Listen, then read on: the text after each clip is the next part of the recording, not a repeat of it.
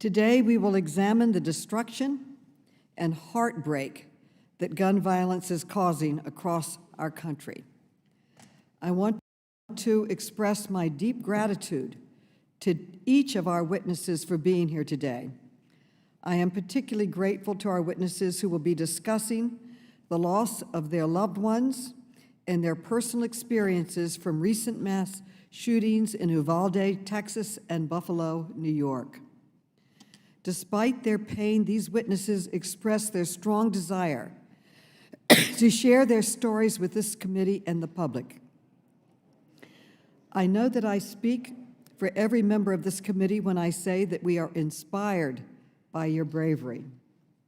For a parent, there is no greater pain than the loss of a child. But across the country, senseless gun violence is claiming the lives of our children and loved ones in places where they should be safe.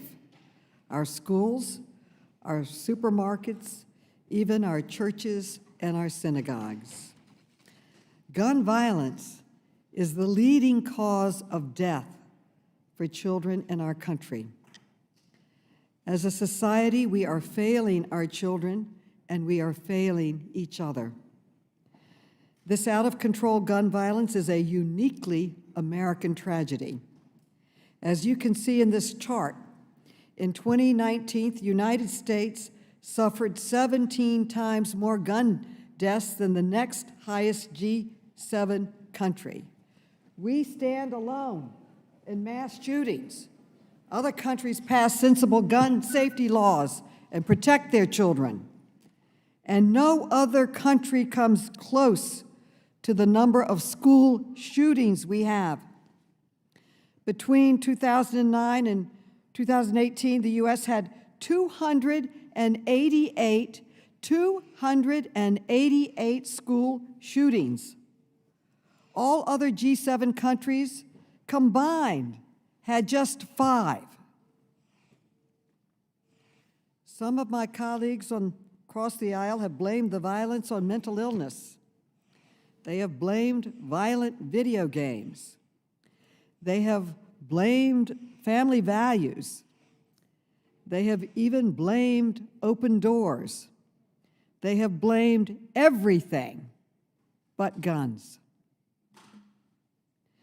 But we know the United States does not have a monopoly on mental illness, video games, or any other excuse.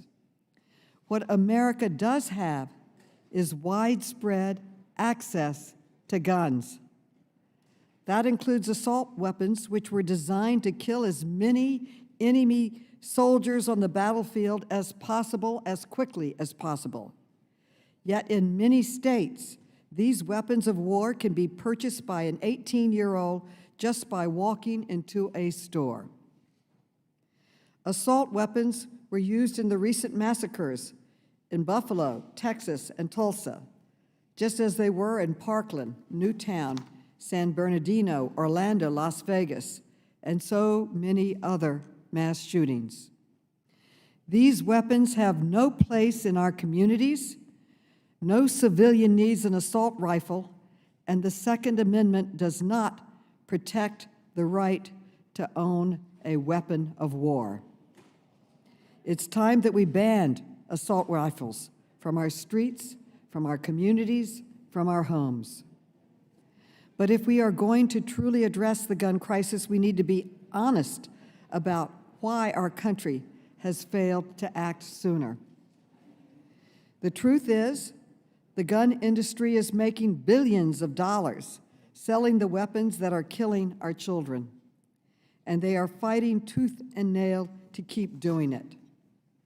That is why I have launched an investigation into 5 leading gun manufacturers that sell assault weapons used in mass shootings. We need to know why these communities are marketing military weapons to civilians and how much they are profiting from the death of our children. Of course, mass shootings are just one part of this crisis. We can't forget that gun violence is a steady drumbeat in so many of our towns and cities, especially in marginalized communities. Black men make up more than half of all gun victims in the United States, despite making up less than 6% of the population. Latinos are twice as likely to be killed by a gun and 4 times as likely to be wounded by a gun as white Americans.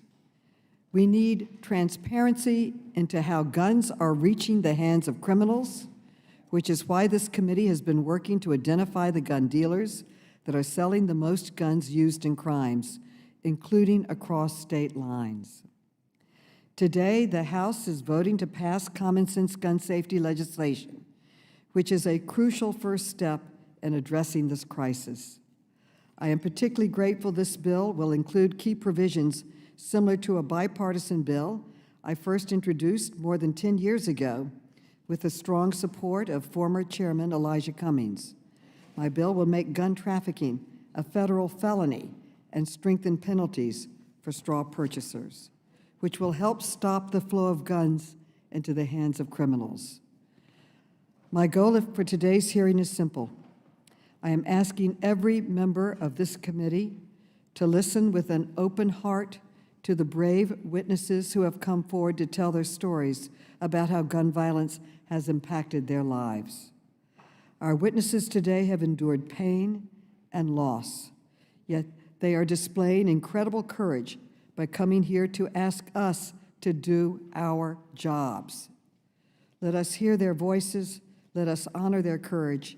Let us find the same courage to pass common sense laws to protect our children.